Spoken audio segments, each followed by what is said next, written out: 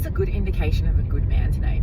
Like, if you're in a relationship, how do you know if your man is one of the good guys? You know, I think like the telltale signs would be things like he'd be working on himself, and he would be working on the relationship with you, and he would be making it clear that he values equality in a relationship.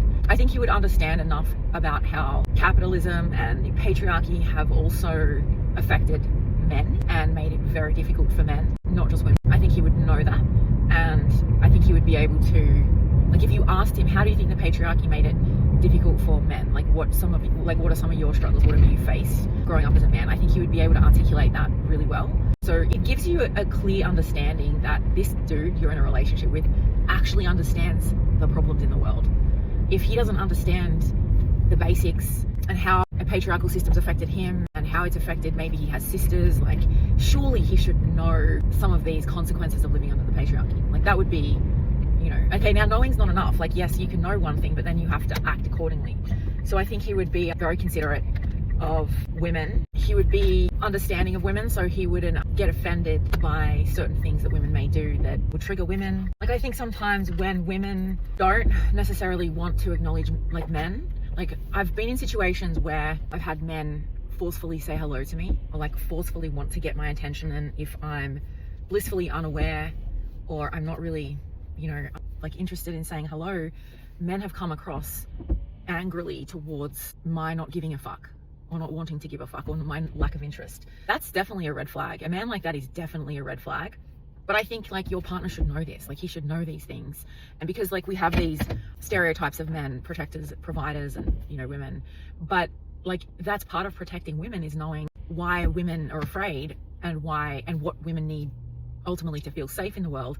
And a man who knows his stuff and understands women is more than likely you're gonna feel safe around him. And then I guess, like, the biggest thing is when you do have children, I think you find out really quickly, does he respect your role as a woman and mother? And I do think a lot of women, like, when they have children, they want to be at home with their babies. They want to fulfill that role. It's like, does he respect his power? Does he respect his power in that moment? Because ultimately, for a lot of women, they're going to be sacrificing income. And that's really scary when we know a lot of men abuse that power. And they can even abuse it unconsciously because they don't really respect women's roles or women's work. They don't really see it as work. They see it as, I've worked hard all day, I'm coming home to relax and have a beer. You've just been sitting at home with your kids, like, you've not really been doing anything. Like, they don't see that as work. That's a big problem, because raising kids and being around children, particularly, you know, 0 to 7, is hard work. I work as a swimming coach. I'm around a lot of kids, and particularly primary age kids, and yeah, it's a lot. So the fact that if you have a man who doesn't really respect the parenting role, doesn't realize how difficult it is to be around children all day, and just being around children all day is highly emotionally taxing, and it requires a lot of effort on the mother's part to be present with the child and to help the child navigate through the world, help the child to de-stress every time they have a tantrum. You need to be kind of present, and you need to have a good sense of emotional awareness about yourself, because as the mother, you don't want to abuse that child. And that abuse can happen really quickly. Like, women can become abusive really quickly. Mothers can become abusive really quickly because, you know, essentially they're not very emotionally mature.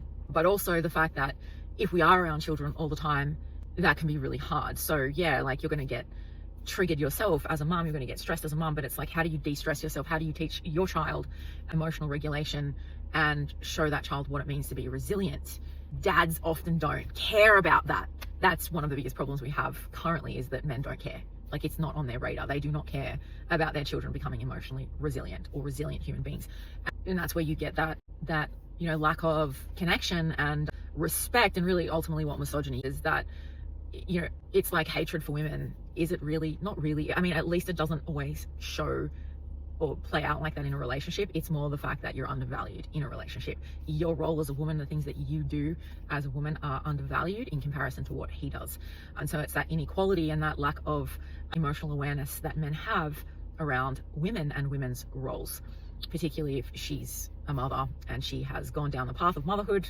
That is very much a hard task, and that lack of respect that society in general, and that's the economy, so capitalism, doesn't pay women for the production of raising children in the world, which is the problem that we're currently facing. In my opinion, I think we should be paid as women to have children. Thus doesn't put us in a box of like, you have to have a relationship, or you have to be married, or you have to have a partner, a male partner, to have a child in the first place.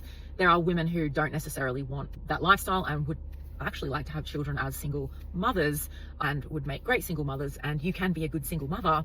That's another negative stereotype that we see, you know, single mothers are all like bad or something like that, which is absolutely not true.